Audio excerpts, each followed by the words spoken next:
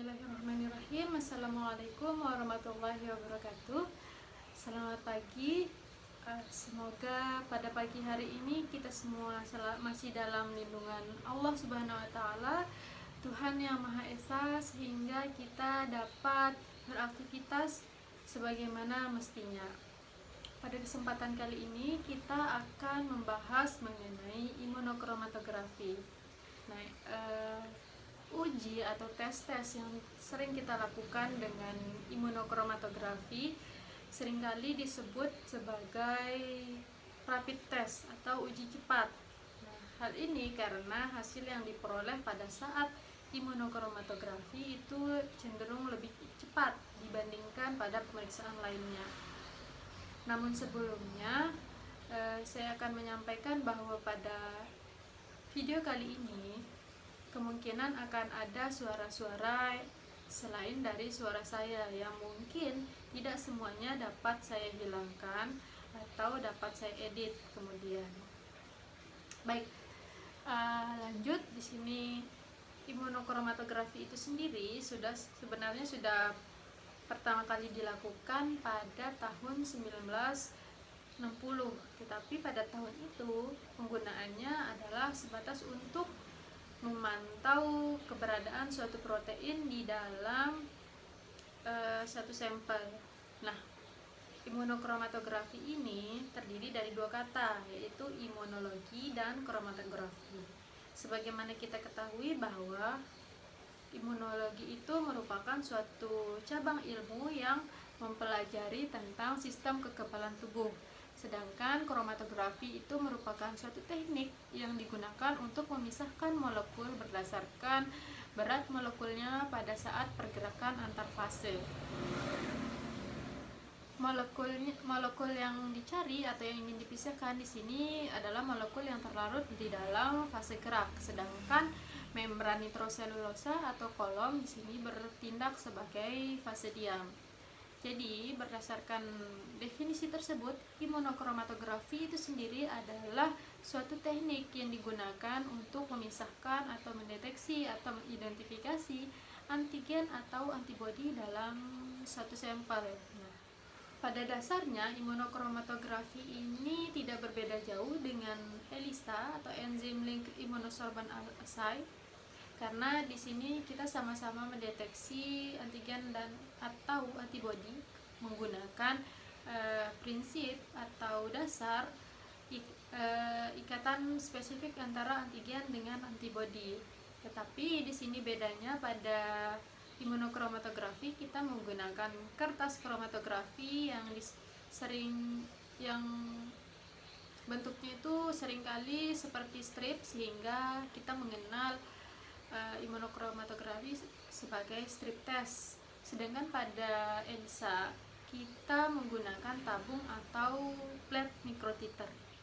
Sebagaimana halnya dengan ELISA, pada imunokromatografi juga kita dapat mendeteksi antigen atau antibodi.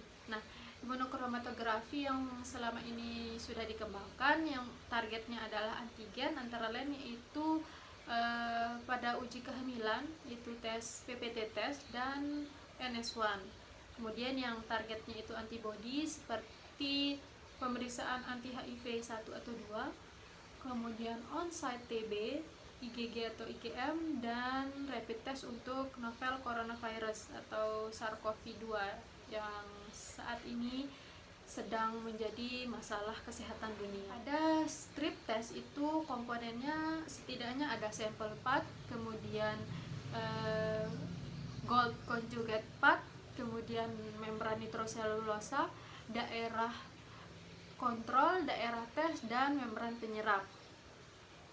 Untuk skema kerjanya di sini sampelnya tentunya diletakkan di sampel part, tetapi sampel yang kita gunakan ini bisa ditambahkan dengan buffer atau analit tergantung dari kit yang kita gunakan. Sebagai contoh, pada pemeriksaan hepatitis dan HIV kita menggunakan buffer, menambahkan buffer pada sampel. Tetapi pada tes kehamilan menggunakan urin kita tidak menggunakan atau tidak menambahkan buffer ataupun analit. Jadi sampel yang digunakan itu murni urin. Nah, di sini sampel akan kemudian apabila ada antigen atau antibody, singkatnya kita sebut target. Apabila terdapat target yang kita cari, maka antibody monoklonal yang sudah dilabel dengan koloid emas ini akan mengenali target tersebut dan membentuk kompleks. Nah, kompleks tersebut dengan adanya daya kapilaritas kemudian akan berjalan menuju ke daerah tes. Nah, di mana pada daerah tes tersebut terdapat antibodi monoklonal dari spesies yang berbeda yang juga dapat mengenali antigen atau target yang kita cari. Selanjutnya, sisa-sisa dari antibodi monoklonal yang berlabel koloid emas tadi akan berjalan kembali menuju ke daerah kontrol dan akan dikenali oleh antibodi monoklonal tersebut, sehingga akan muncul atau terbentuk satu garis. Nah, dikatakan positif apabila ada garis yang terbentuk di daerah tes dan di daerah kontrol. Artinya ada dua garis, tetapi apabila ada satu garis nanti dinyatakan negatif. Nah, gambar ini adalah beberapa contoh rapid test yang sering kita jumpai. Setelah kita membahas rapid test menggunakan imunokromatografi, di sini ada beberapa kelemahan dan kelebihan. Yang pertama di sini kelebihannya dari metode imunokromatografi ini adalah kita bisa memperoleh hasil pemeriksaan yang relatif cepat. Kemudian prosedurnya ringkas dan mudah sehingga pada beberapa tes dapat dilakukan secara mandiri di rumah. Seperti tes kehamilan itu dapat dilakukan sendiri di rumah tanpa ada bantuan dari tenaga kesehatan. Selanjutnya untuk kelemahannya di sini umumnya hasil dari imunokromatografi ini bersifat kualitatif atau semi kuantitatif. Hal ini bervariasi tergantung dari alat yang kita gunakan. Kemudian afinitasnya lebih rendah daripada metode lain sehingga ada kecenderungan untuk terjadi cross reaktif. Nah, apabila cross reaktif otomatis dapat terjadi positif palsu. Juga kadang-kadang kita butuh waktu yang lebih lama karena pada beberapa kasus tes menggunakan imunokromatografi sampelnya membutuhkan pretreatment. Tetapi jangan sedih, seiring berjalannya waktu kelemahan-kelemahan ini kemudian dapat diatasi, misalnya dengan adanya mesin atau reader khusus, kemudian penggunaan biorekognisi serta label yang lebih baik.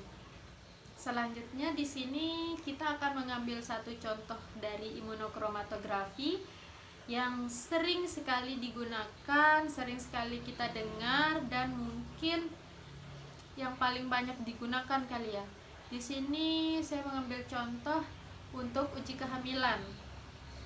Nah, pada uji kehamilan atau PPT test yang dicari adalah antigen. Mana antigennya di sini adalah HCG. Nah, HCG ini merupakan suatu substansi protein yang ada pada wanita yang diproduksi setelah terjadi fertilisasi atau pembuahan. Hormon ini dihasilkan oleh trofoblast dan akan meningkat pada 9-12 hari setelah ovulasi. Pada kehamilan dini, kadar HCG pada urin itu sekitar 0,1 international unit per mililiter urin dan akan meningkat serta mencapai puncak pada 60-70 hari kehamilan. Penetapan kadar HCG di dalam urin ini berfungsi sebagai indikator kehamilan. Nah, selain itu HCG juga berfungsi atau berperan dalam mempertahankan korpus luteum. Nah, sebagaimana kita ketahui bahwa korpus luteum ini merupakan suatu jaringan yang ada di ovarium yang fungsinya untuk menghasilkan progesteron. Progesteron itu sendiri berfungsi untuk memelihara dan mempertahankan kandungan selama proses kehamilan.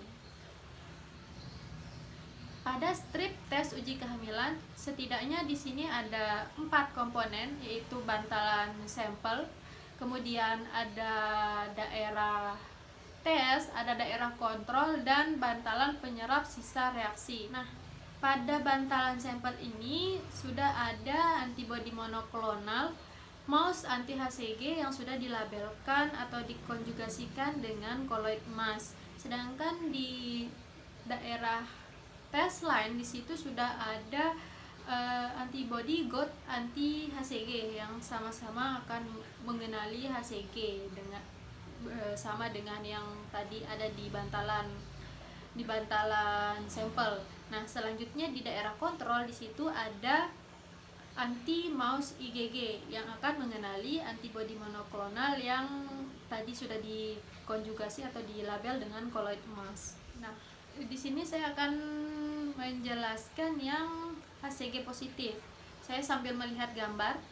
Di sini spesimen urin apabila ada HCG-nya akan berikatan dengan antibodi monoklonal mouse anti HCG tadi yang sudah dikonjugasi dengan koloid emas.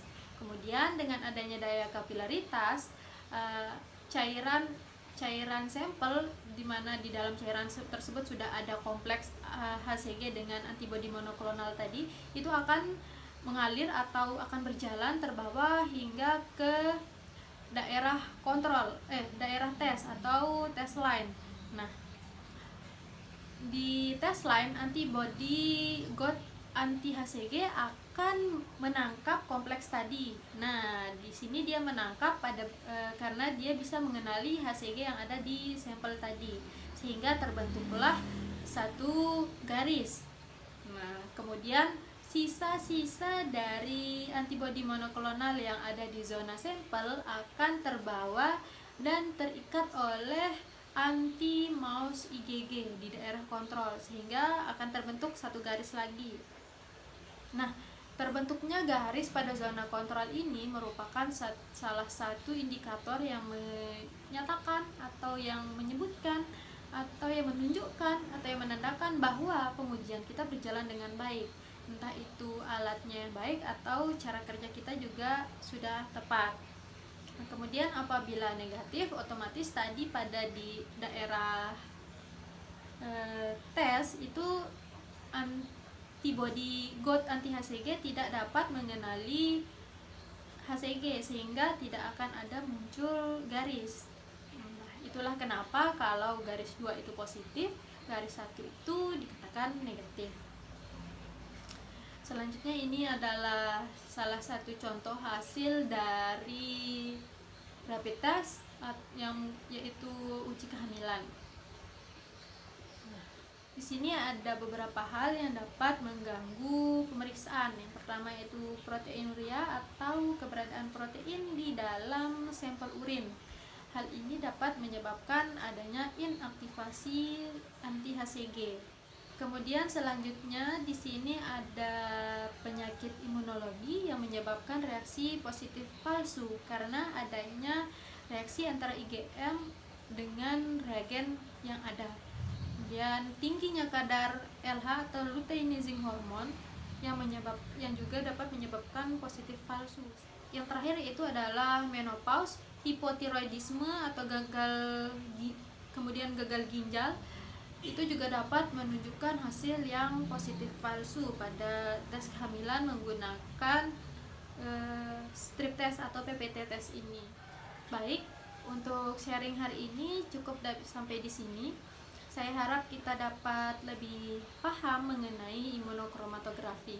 Nah, untuk meningkatkan pemahaman, saya ingin memberikan satu tugas, yaitu untuk membuat simulasi pemeriksaan hepatitis menggunakan rapid test, dibuat sesuai dengan format laporan dan dikumpulkan minggu depan. Terima kasih. Assalamualaikum warahmatullahi wabarakatuh.